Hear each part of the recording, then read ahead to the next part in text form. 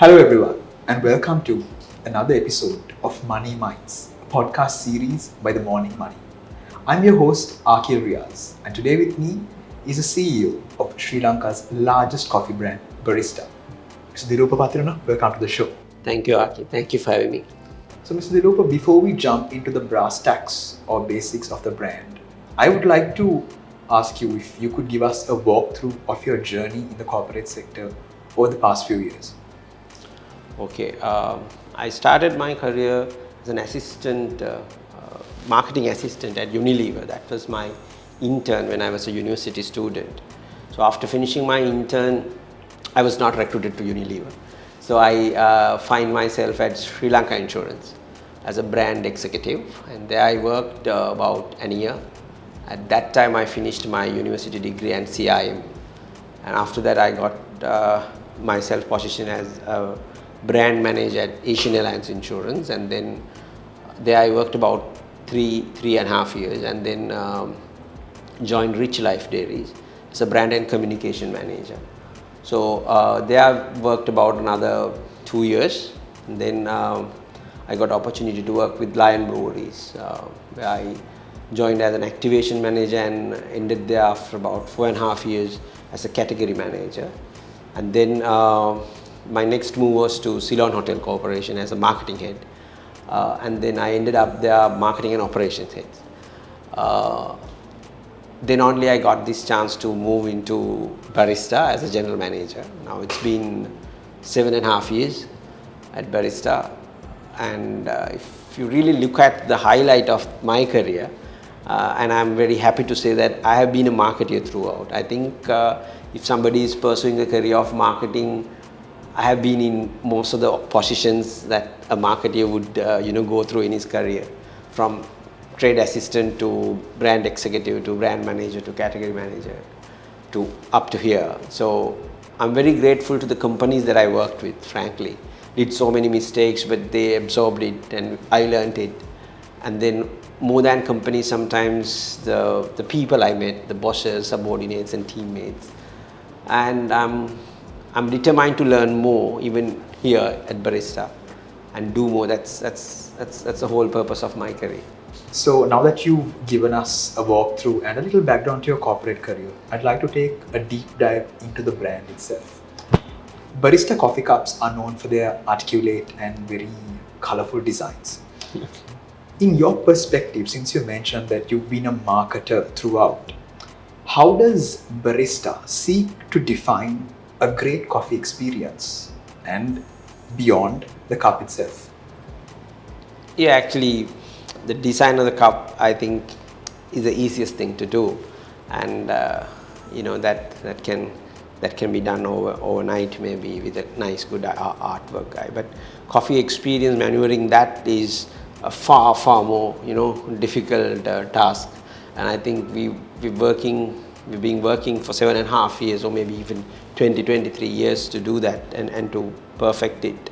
It involves a lot of work, Akil. Like, it's about how you maneuver your complete value chain of your business. It's your procurement, it's your inbound logistics, outbound logistics, it's your marketing services. So everybody is at Barista is always looking at one question. How would we add value to our customer? How this decision or how this movement of business is going to add value to our end user. It's not only for the consumer, but also for our employees, for our investors, for our suppliers, our community at large. So building that coffee experience is more of a disciplined act over a period of time, consistently, gradually learning and unlearning.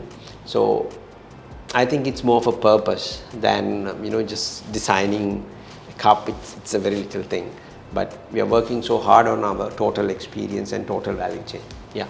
Since you previously mentioned about the hard work and effort that goes into Barista's brand building, I'd also like to pose a question with regards to your visionary approach over the years. Barista's trajectory has been shaped thus far by your visionary approach over the past 4 years. What is your role for reshaping Sri Lanka's coffee culture, let's say in the next 5 years or even the next decade for that matter? Okay, so actually the whole culture and the whole company is, yes, I know, I mean, as the leader anyway, we have to set the vision. But more importantly is there's a bunch of people, a team that also understand that vision and execute that vision. I think that's the key success factor of Barista's story to start with. And secondly, talking about the next 5 years or next decade, I think if you're thinking about next 5 years or next decade, it's I mean, obviously beyond the financials and expansion plans that we have. It's a kill more than that. It's the impact that we are going to create into the society or into the national economy of Sri Lanka. For me, like if you really see how the cafe culture here in Sri Lanka has shaped now, and when we researched and understand also, we did a recent research to understand also that most of the people claim that they are coming to Barista not for coffee. They have so many different reasons to come to a cafe now. If you go to one of our outlets in Colombo suburbs and see on a Saturday, you would see all the types of need states being served. Like there are meetings, there are friends, there are business discussions, there are me times, there are just people chilling. There are so many different reasons that we are catering right now. There are need states that we are catering right now. And in the next 5 years, I wanted to see how best we can do more for Sri Lankan community.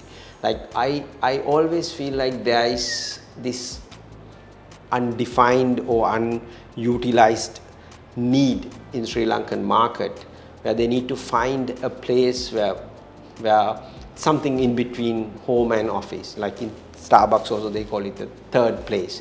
I mean, that place was missing badly here in Sri Lanka, and actually that is what we try to create inside Barista, very private but social, friendly but very professional kind of environment to all Sri Lankans to come and work.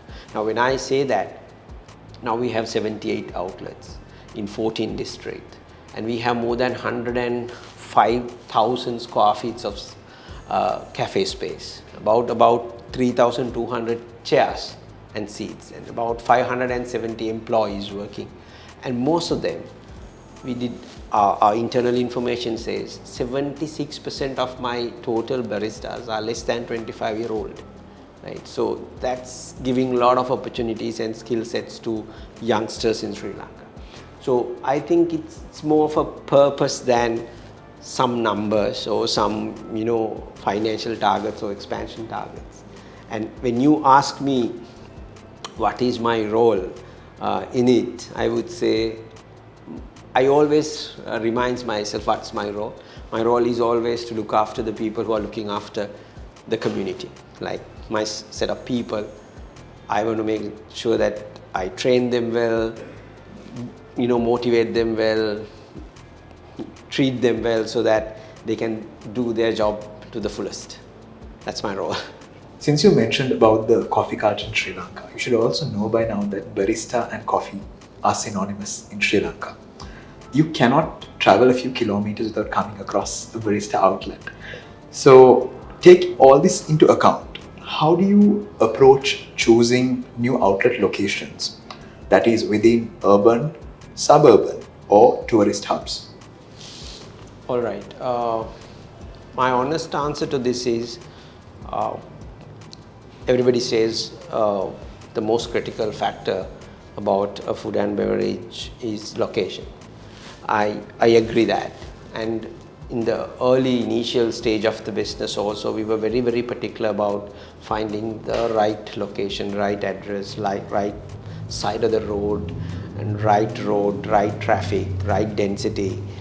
But now honestly I think as the largest and in fact as the industry leader, our responsibility has changed also, because right now we are not looking at the right location, maybe we are trying to create new locations, right? So for an example, when we decide to go to, Jaffna, probably we can fail, but we need to go and try there.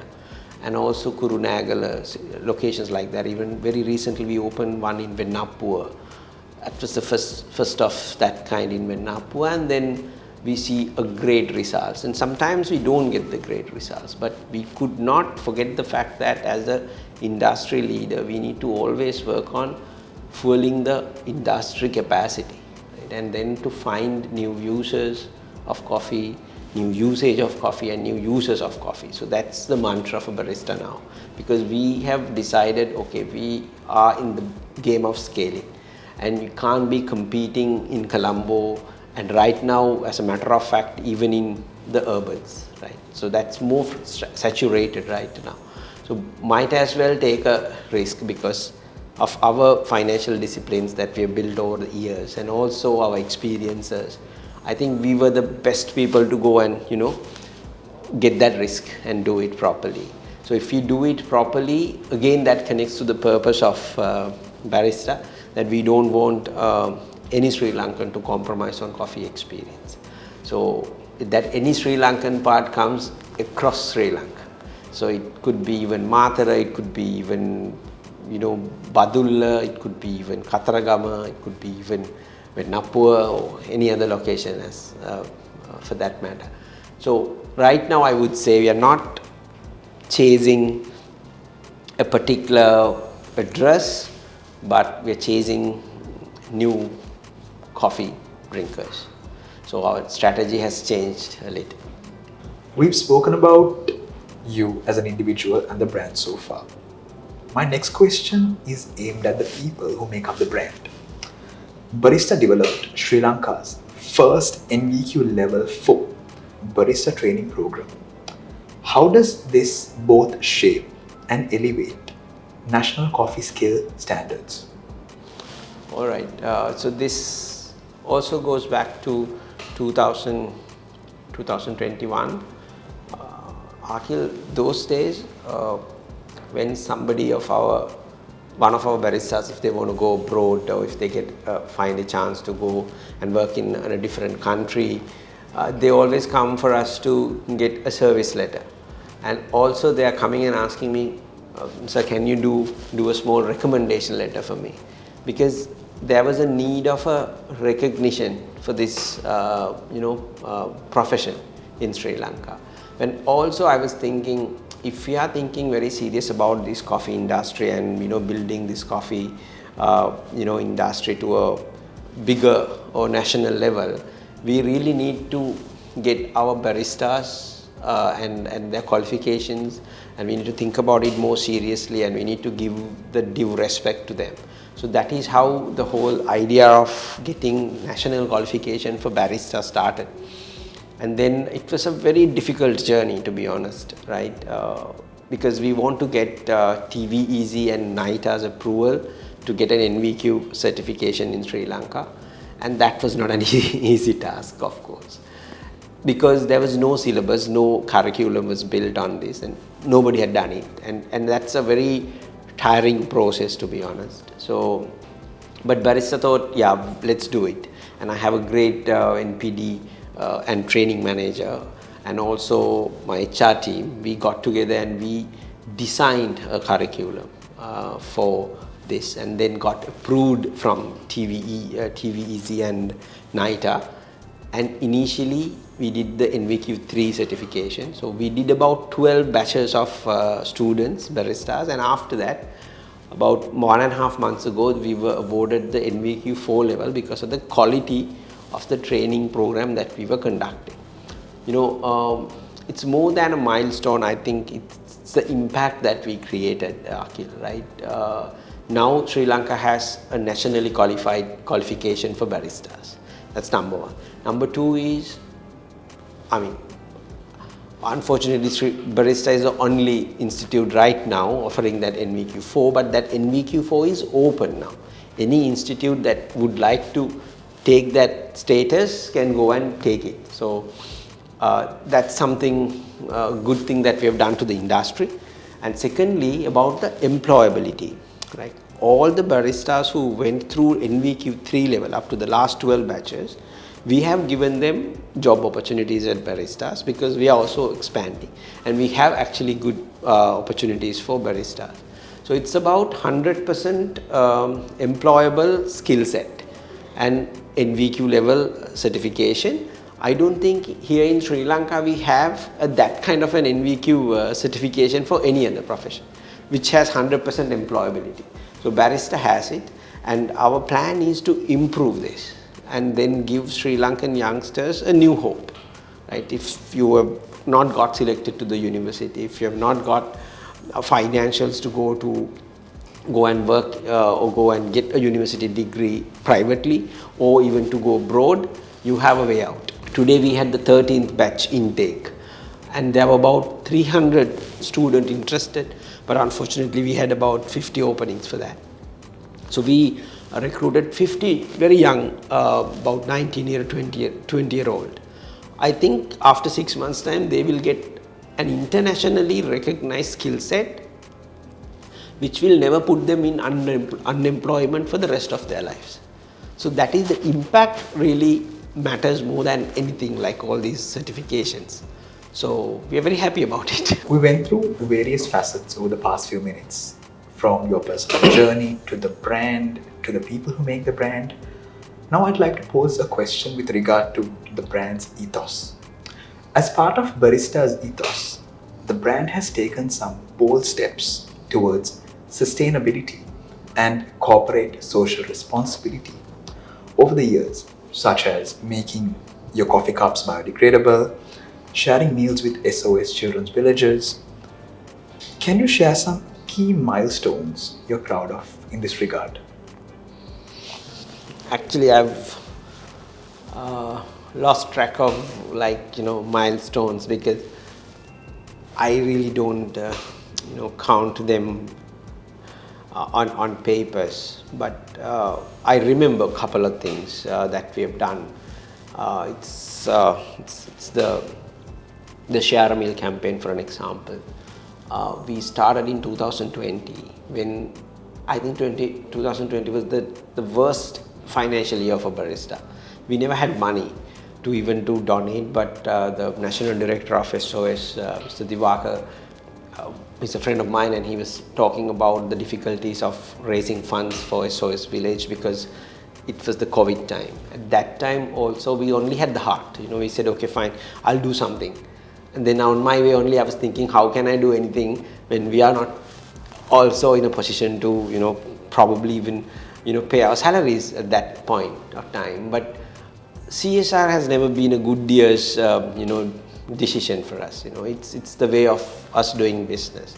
So then we summoned our customers and told them, why don't we buy a coupon of 300 rupees for 3 meals of those children. So from there to 2020, fast forward today, yesterday we just crossed 5 million collection for Share a Meal campaign in December this year. Last year we actually donated 3.6 million. So, CSR, I even don't like the word of responsibility. I think it's the way of doing business. I always believe and I always say, if your business is only making money, your business is a very poor business. And also I read in a book, they say there's no point of being a successful business in a failing community. And it's the same applies to sustainability, right?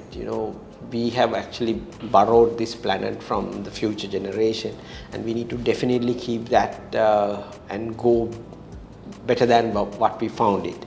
So that responsibility is always there when we take every decision. So I remember in 2020 only we decided to change our plastic bottles to glass bottles. At that time we had only 12 outlets. But today, with 78 outlets, that decision really create impact because we sell about 18,000 bottles of water a month, and that would have been plastic if that decision was not taken at the time. So likewise, even the compostable, the cups that you mentioned, we decided it way before it was illegal for us to sell the plastic cups. And also the lid, we made it sugarcane so that it is not only recyclable, compostable it is, not only biodegradable. So those decisions sometimes is not financial. It probably bleeds you, but you feel good when you're bleeding also. So CSR and sustainable effort are not really effort. It's the way of doing business for barista. I think that's how it is. That was a well-worded and highly articulated answer. Thank you. So you mentioned from the get-go of this interview that you're a marketer at heart and you've remained a marketer throughout. Yeah. And you've also emphasized the importance of branding, especially with regard to barista. So how has your belief in the power of branding changed the way you view it, especially from the CEO's chair rather than from a purely marketing lens? Okay. So let me answer that question this way, Akil. Right? When I was a brand manager, when I was a marketing manager, I believed branding is the most single important asset of an organization. But after spending 4 years of CEO position in Barista, I am convinced of it, right? So I right now also believed brand is the single most important strategic assets of an organization, and the entire Barista believes it, and we are very, very serious about it. And technically, throughout the 7.5 years, if something that I'm very, very focused about and consistent about was brand building. It involves everything. It involves everything around building the equity.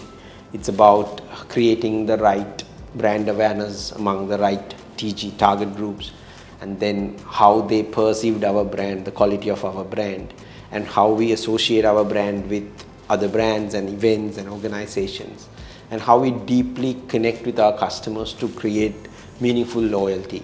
So those were like the mantra of Barista. And I think it's more of the orientation of the organization, because I'm a marketer, right? And I've been a brand guy, I've worked in branding. So it comes naturally, but it doesn't mean everything that comes naturally stays. But what happens here at Barista is I have a great team, even operations, even IT, even finance, who really understands this and execute this to perfection. And sometimes even my operation manager is more concerned about how the brand is placed, how this association works with Barista, more than probably at times about more than my marketing team, right? Even my finance head of finance is more for wearing the lens of marketing most of the time. And that is how we build the identity, that is how we build the image, and that is how we build the integrity for this Barista brand. So it's not artificially built, it's built within, and it's done over a period of time consistently. You will see the results, right? I think there are few things that we are really, really focused about, but I am throughout consistently 7.5 years was very focused about brand building, because I know that is the differentiator, especially in a very, very volatile and it's very, very fast and dynamic market like food and beverage. So if you really build a brand, that will technically save your organization. That's how I think about it. And as we come to the close of today's episode, I'd like to pose one final question. Are there any thoughts you think you want to add, or any questions you feel we might have failed to ask of you? Maybe something like how the consumer has shifted his preferences, or how they have changed their way of life. That is something that probably I was hoping to answer. I think this is my personal understanding and personal learning. I think Sri Lanka will remain as a very resilient market, and also I would say a very value-driven, value-focused market. Our consumer, if somebody says we are very price sensitive, I would say they are more sensitive to value. So how much we create value to your consumer it's a very simple equation, to be honest. It's like how much of benefits that you are willing to give to your consumers versus how much of costs that you're planning to extract from your consumer.